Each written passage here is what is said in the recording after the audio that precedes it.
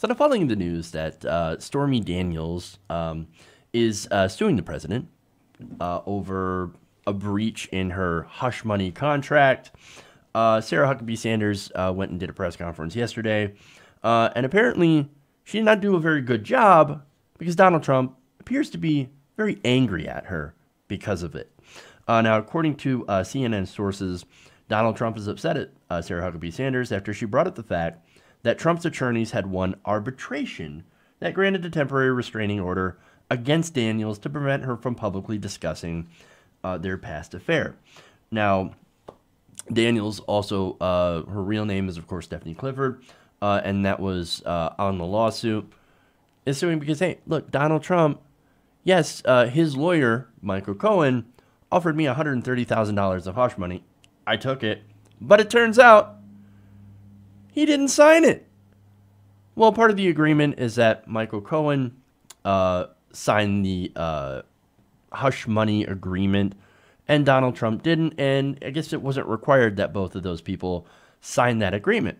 Nonetheless, she's like, no, both of them should have signed that agreement, and now they're conspiring, of course, against me, using tactics to try to shut me up, to try to stop me from telling my story. At least that's what she says. Now, CNN says the Trump believes this admission on Sanders' part didn't kill the story and instead gave it steroids so it would dominate further news cycles. Now, this is Jim Acosta. It's reporting that a source close to the White House says Trump is upset with Sarah Huckabee Sanders over her handle of the Stormy Daniels questions. POTUS is very unhappy. Sarah gave Stormy Daniels' storyline steroids yesterday. So, look, I'm going to be 100% with you guys. Okay. Look, I don't care about the affair. I know, I said it. It's huge news. Like, for a lot of people, they're like, oh my God, he had an affair. Yeah, that wouldn't be the first time, dude. It probably won't be the last time. Not a big deal. Now, look, if you're paying your lawyer to do hush money, then that could be some violations of FEC law. Now, that's interesting, and that's actually important, but will it be enforced? Come on, the FEC hardly enforces anything, especially against people who are rich and powerful or they're politically connected. Now, you go against that.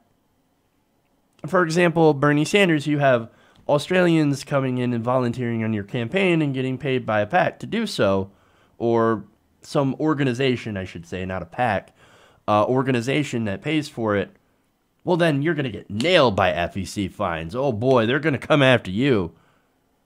But you do all sorts of FEC violations, including hush money. No, they're not going to come after you because you are rich and powerful. And you are not against the system. So one thing Republicans and Democrats can't seem to come together on is actually going after people who actually abuse the system. But nonetheless, earlier today, Mr. Cohen, before that, Daniels' attorney, Michael Avenatti, said on Wednesday that his client would not be coerced by Cohen into backing off her pledge to tell her story. And that's, of course, where the intimidation comes into play, because her lawyer says, no, this is just part of this intimidation to try to keep her quiet, to try to keep her from selling her story. Selling her story, sell is the kind of the important part.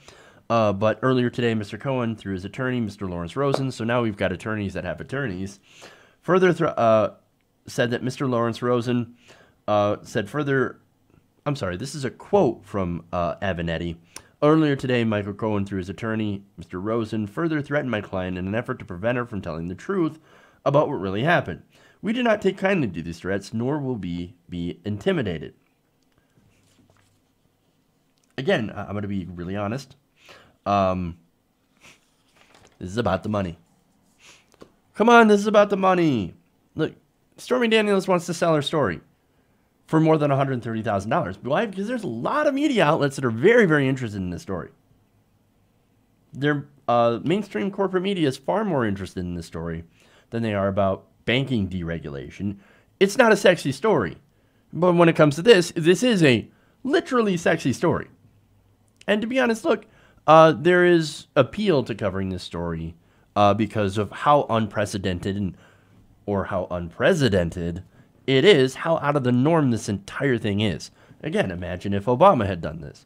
Imagine if Obama had paid off a porn star in order to shut her up because, you know, the lawyers or whatever thought that it would hurt his re-election chances. Which, look, to be honest, on the Democratic side, it probably would.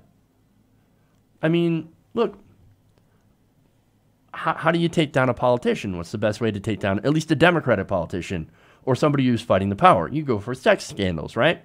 Elliot Spitzer's great example of that. He went after the banks. Oh, and guess what? Look at sex scandal. But of course, Republicans doesn't necessarily work.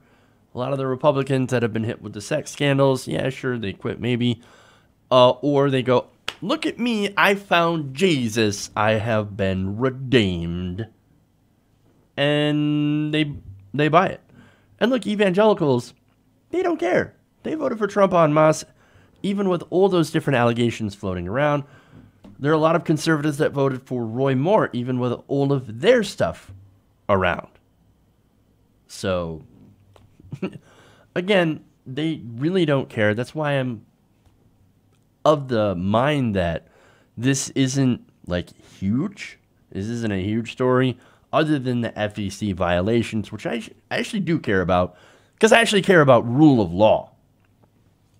But let's be honest, this is about Stormy Daniels. She wants to sell her story. She wants to get more money from the tabloids. And again, understandable.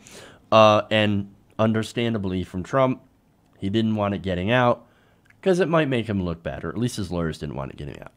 So, hey everybody, thanks for watching this video. If you want to see more like this, please hit the subscribe button below. And if you want to support truly independent progressive media, please consider becoming a patron at patreon.com/TYTNation.